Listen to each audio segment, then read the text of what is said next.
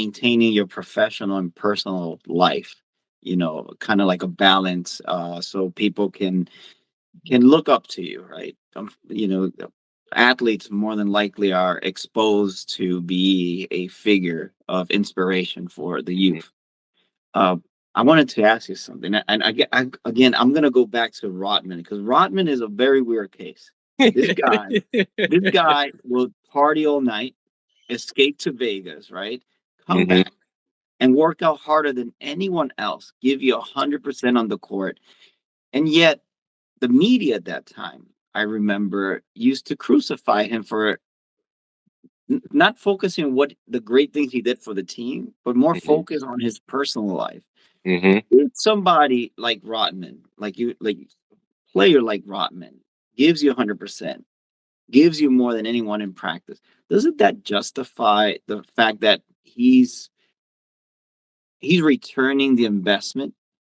That's why they can, in his personal life, if he wants to party, but he still complies and exceeds expectation. I'm not saying that you need to go partying every night. I'm Yeah. not encouraging that. But what I'm saying is, like, why touch your personal life if you are exceeding expectation where for who's paying for your abilities? What are your thoughts on that? It's a double-edged sword with that. It's like a some guys are just like they're just born with the talent. Like Allen Iverson, I hear wasn't a great practice player. Josh Hart, still to this day, he said he's a terrible practice player, and I get it. They always say like players always say I don't get paid to practice, which is true. I get it. And practices are really just walkthroughs anyway. But like I said, some of them they just have that natural gift, so it's like an on and off switch. And I've seen it like I've coached amateur basketball also, like my son in high school and middle school also.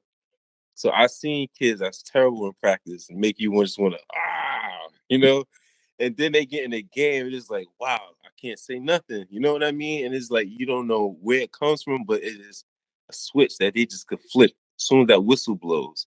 And then so it's like you got to take that into consideration too as a coach, as an agent, all of that. You got to really know who your player is. Like I said, some of them not going to give you a their all in practice, but in the game, they're going to give you 40 plus minutes of in your face basketball. You know what I mean? And that translate over in every sport. I know football players like that. I know baseball players like that. Terrible at practice. When you put them in the game, oh man, you don't even want to hear anything about them being bad at practice, you know? Yeah. I love when talent's like that too. It's like when you could just like snap into that flow state, just going right into it. And it's cool. Like sometimes I know my ego could be big sometimes, and like during practices or during things like that, I'll take like a little bit light, or like I'll go through them, right? And then during the game, or like during like the high pressure moments, like I know like something flicks in me where it's everything kind of like goes out background, and I kind of like feel like my body, and then it's just like my body's in like full state, my heart, my mind, Yeah, I like know exactly what you mean. Yeah. yeah.